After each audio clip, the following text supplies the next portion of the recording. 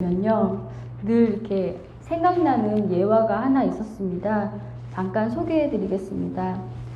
구봉서 장로님의 일화입니다. 성경 공부 시간에 한 처녀가 예수님이 성령으로 잉태되셨다는 말을 믿지 못하고 계속 질문했습니다. 어떻게 처녀가 잉태합니까? 허무맹랑합니다. 난 믿을 수 없습니다. 그래서 진도가 안 나갔다고 합니다. 그때 구봉서 장로님이 아니 지남편이 믿는데 네가 뭔데 안 믿고 지랄이여? 그랬다고 합니다. 이거는 몸풀기로 긴장된 여러분의 마음을 우리 편하게 저도 사실은 조금 긴장되고 그래서 편한 마음으로 가자고 드리는 말씀입니다. 저는 성탄절의 이 예화가 제 가슴속에 항상 기억됩니다. 얼마나 우리가 이 성육신의 신비를 믿는가. 그것은 정말 큰 의미를 주고 있는 듯 합니다. 요즘 뜨는 신조어가 3개 있습니다. 3개만 골랐습니다. 첫 번째는 꼰대 라떼라고 하고요. 이것은 어르신이나 구시대가 나 때는 말이야 뭐 이런 어려움이 있었어, 뭐 이런 힘든 일 있었어 하면서 약간 젊은 세대들을 석죽이거나 아니면 자기의 경험이 뭐 많다, 고생을 많이 했다 이런 식으로 얘기하는 그런 표현들이 있습니다. 그리고 두 번째는 우프다, 웃기고 슬픈 사연들을 들을 때 표현하는 표현입니다. 세 번째는 꽃길만 걷자입니다. 원래 김소월 시인이 처음 썼는데 유명 가수 콘서트 때 이거를 걸었다고 합니다. 그래서 그때부터 시작하게 되었다고 합니다. 여러분, 우리의 인생을 보면 어디 꽃길만 걸을 수 있겠습니까만 정말 꽃길을 걸으셔야 하는 분이 하늘의 영광을 버리시고 낮고 천한 이 자리에 내려오신 모습을 볼 수 있습니다. 천상수저에서 흙수저의 인생으로 내려오셨습니다.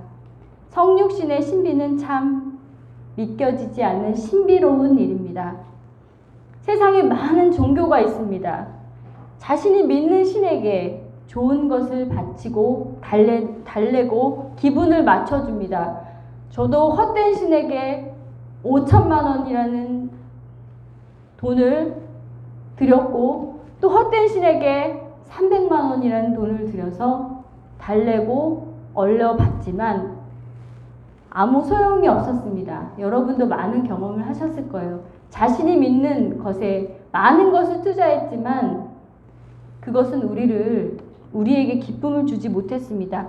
그러나 기독교만큼은 하나님이 친히 이 땅에 오셔서 인간이 되셔서 우리를 구속하기 위해 오셨다는 그 사실은 경이로움을 금치 못합니다. 이것이 바로 기독교의 묘미이며 자부심이 아닐까 생각해 봅니다. 오늘 본문은 요한복음 전체에서 서원이며 성육신 하신 예수님에 대해서 선포하고 있습니다. 선지하시는 말씀이다. 빛으로 묘사하고 있습니다. 오늘 말씀이 육신으로 오신 예수님에 대해서 3가지만 살펴보도록 하겠습니다.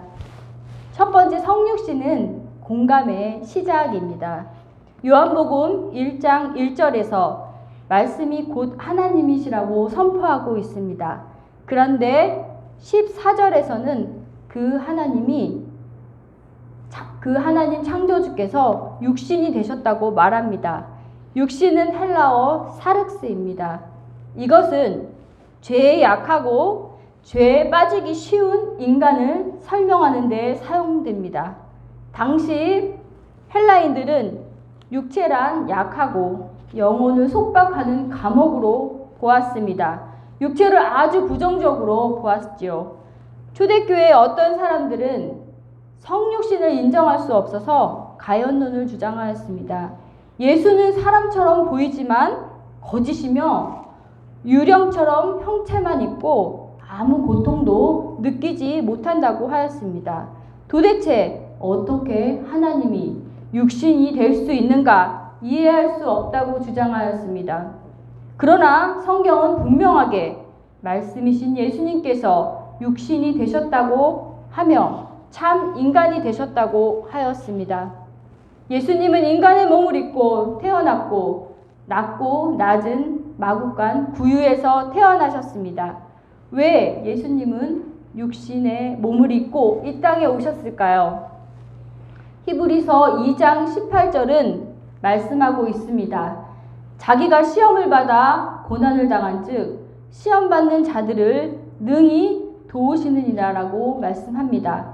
히브리서 4장 15절은 우리에게 있는 대제사장은 우리의 연약함을 체휼하지 아니하시는 자가 아니요 모든 일에 한결같이 시험을 받는 자로되 죄는 없으시니라고 말씀합니다.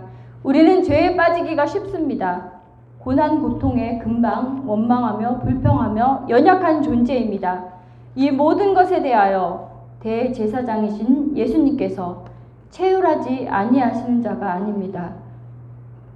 체휼은 함께 순환을 당하며 고통을 받는다는 것입니다. 동정한다는 의미입니다. 단순히 감정을 공유하는 것이 아니라 실제적인 도움의 행위를 내포하는 것입니다. 우리를 구원하시기 위해서 오신 분이라면 그 고통의 삶의 짐이 무엇인지 아셔야 합니다. 예수님은 육신으로 오셔서 그 모든 것을 경험하시고 주님은 우리의 모든 아픔과 가난, 인생의 모든 무거운 짐을 마음으로 이해하시고 공감하시는 분이십니다. 이것은 우리에게 어떤 의미를 주는 것일까요? 우리와 똑같은 인간으로 우리가 겪는 모든 일에 공감할 수 있는 주체이며 함께 하시는 분이라는 것입니다. 예수님의 삶을 살펴보자면 참 괜히 왔다 후회할 수도 있습니다. 태어나자마자 지낼 곳이 없었습니다. 살해 위협을 받아 도피해야 했습니다. 목수의 아들로 어렵게 지냈습니다. 가장자리의 인생들과 함께 지낸다고 비난받았습니다. 아프고 병든 자 살려줘서 죽을 고비 넘기고 마지막에는 비참하게 십자가에서 죽으셨습니다. 이보다 힘든 인생을 사신 분이 계시는지요? 하나님이면서 예수님이 인간이 되셔서 누울 곳이 없는 가난한 자들을 위해서 또한 청년 가장의 마음으로 소외된 자의 마음으로 누명을 쓴 자의 마음으로 억울한 죄수의 마음들을 몸소 함께 하셨다는 것은 우리에게 큰 위로가 됩니다. 두 번째는 은혜의 통로가 되셨습니다. 14절에 거하시메라는 단어 에스케노세는 원래 장막을 치다라는 단어로 성막으로 거하다라는 의미로 사용되었습니다. 번역하자면 우리 가운데 장막을 치시메라고 번역할 수 있습니다. 이것은 신성을 가지신 예수님께서 우리 가운데 텐트를 치고 거하셨다는 의미입니다. 육신으로 변하신 것이 아니라 육신을 장막 치신 것입니다. 아주 짧은 공생의 기간을 말하고 있습니다. 이 단어를 통해서 유대인들은 당시 이 단어를 통해서 광야 40년을 연상하게 했습니다. 그들은 광야에서 성막을 치고 그곳에서 하나님을 만나고 그분의 뜻에 따라 움직였습니다. 그리고 회막 안에 여호와의 영광이 가득했습니다. 구약 성경에서 영광은 여호와의 임재를 상징합니다. 그 영광은 이스라엘 백성들을 인도하며 보호했고 그 영광 안에서 이스라엘 백성들은 하나님과 교제했습니다. 우리가 잘 살펴볼 것은 이 구약의 장막은 폐쇄적이고 어떤 일정 특정한 사람들만의 들어가는 곳임을 알 수 있습니다. 제사장이며 또한 특별히 모세 같은 사람이 하나님과 교제를 통해서 하나님의 음성을 들었습니다. 대조하여 예수님의 성육신을 생각해 봅시다. 예수님은 본인 스스로가 성소를 만드셨고 예수님 자신이 성전이 되셨습니다. 그래서 예수님을 모두가 볼 수 있는 상황으로 변했습니다. 어떤 한계가 없어져 버렸습니다. 어린아이들이 예수님을 볼 수 있었고 자신이 죄인이라고 고백하는 자들에게 예수님을 만날 수 있는 기회가 주어졌으며 하찮은 인간이라고 취급되는 요한복음 4장의 사마리아 여인처럼 예수님을 만날 수 있게 되었습니다. 또한 많은 사람들에게 손가락질 받던 세리도 예수님을 향해 자신의 마음을 열 때 예수님을 만나고 구주로 영접하는 역사가 있었습니다. 지위 고하를 막론하고 예수님께 갈 수 있었습니다. 또한 구약의 하나님의 영광은 은혜가 없었습니다. 잘못하면 벌받는 율법적인 은혜였습니다. 그러나 예수님의 영광은 모두에게 허락되는 영광이며 받을 자격이 없는 자에게 베푸시는 바로 한량없는 은혜의 역사이며 한량없이 베푸시는 은혜의 시작이었습니다. 세 번째는 영광을 바라보는 자에게 그 영광을 경험하게 하셨습니다. 예수님은 하나님의 영광을 그 사역과 십자가에서 드러냅니다.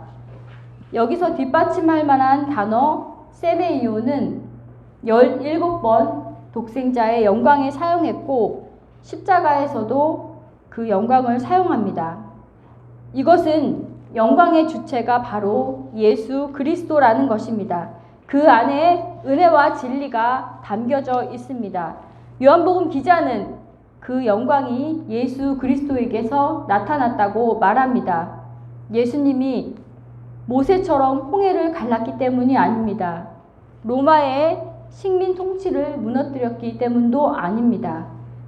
그런 정도의 일을 하셨다면 예수님은 선지자이거나 독립투사에 불과했을 것입니다. 요한은 이렇게 말하고 있습니다. 아버지의 독생자의 영광을 예수님에게서 보았다고 말하고 있습니다. 바울도 똑같은 경험을 말합니다. 어두운데 빛이 비치라 말씀하셨던 그 하나님께서 예수 그리스도의 얼굴에 하나님의 영광을 아는 빛을 우리 마음에 비추셨느니라. 고린도후서 4장 6절 말씀입니다. 그것은 곧 예수님이 하나님의 아들이시며 메시아라는 뜻입니다. 이것이 초기 기독교 신앙의 중심이었습니다. 그리고 이 요한 공동체는 독생자의 영광을 보는 관찰하는 공동체의 고백을 하고 있습니다. 그렇다면 우리 세기교회는 날마다 독생자의 영광을 보는 공동체가 되고 있는지요? 우리 공동체도 그런 고백을 할 수 있는 공동체인가요? 예수님이 인생에서 가장 천하고 험악한 자리에 있을 때 십자가에서 죽음, 사망의 자리에서 그를 부활로 일으키셨습니다. 이것은 예수님이 이 땅에 오신 이유이기도 합니다. 죄로 신음하는 이들, 참 생명이 없이 살아가고 있는 이들에게, 어둠의 권세 아래 놓인 자들에게 새 생명을 주시기 위함입니다. 이것은 저 개인에게도 마찬가지입니다. 저는 모든 분들이 아시겠지만 여자 전도사로서 총회로부터 더 이상 소속과 관리, 미래에 대한 또 안수에 대한 희망이 꺾인 거나 다름이 없습니다. 그러나 제가 좌절하고 낙심할 수 없는 이유는 바로 예수 그리스도입니다. 나를 사망에서 죄악에서 건져주시고 새 삶을 주신 주님께서 나와 함께 하시기 때문입니다. 그리고 내가 늘 삶에서 약해 있고 실패할 때 다시 저를 새롭게 세워주시는 것이 바로 그분의 영광에 참여하는 것이기 때문입니다. 그분이 바로 오늘 성탄절에 오신 예수님 참 하나님이십니다. 깊은 좌절과 어떤 문제 속에서 늘 세워주시고 일으켜주시는 분이 바로 나의 주님이시며 우리 새길교회의 주님이십니다. 믿으시는가요? 반응이 없으신데요. 저는 오히려 낙심하는 것이 아니라 하나님을 더욱 의지하는 마음이 생겼습니다. 제가 영적인 야성이 엄청 떨어졌었는데 그 일을 통해서 저희가 엄청 큰 회복을 입었습니다. 그 이유는 제가 아무래도 어떤 루터교회의 목회자들에게 제공되는 혜택과 시스템을 더 바라보고 의지했는지도 모릅니다. 그러나 하나님은 저에게 온전히 하나님만 의지하라는 강력한 마음을 부어주셨습니다. 그래서 그런 것들보다 형언할 수 없는 하나님께 붙들려 있음을 제가 경험할 수 있었습니다. 그래서 이제는 제게 너무 든든한 백이 생겼습니다. 사람을 세우시고 내리시는 것도 사람이 하는 일 같지만 하나님이 하시는 일이십니다. 저는 이제 하나님이 제게 하실 일을 고대하고 기대합니다. 말씀을 정리하겠습니다. 이 기쁜 성탄절, 하나님께서 이 땅 가운데 육신으로 우리 가운데 오셨습니다. 우리에게 멀게만 느껴졌던 하나님께서 실체가 되시고 우리 가운데 오셨습니다. 모든 것을 이해하시고 모든 것을 공감하시는 주님께서 하나님께로 가는 은혜의 길을 열어주셨습니다. 무엇보다 하나님의 영광을 우리가 날마다 경험하며 고백하는 저와 여러분이 되시기를 주님의 이름으로 소망합니다.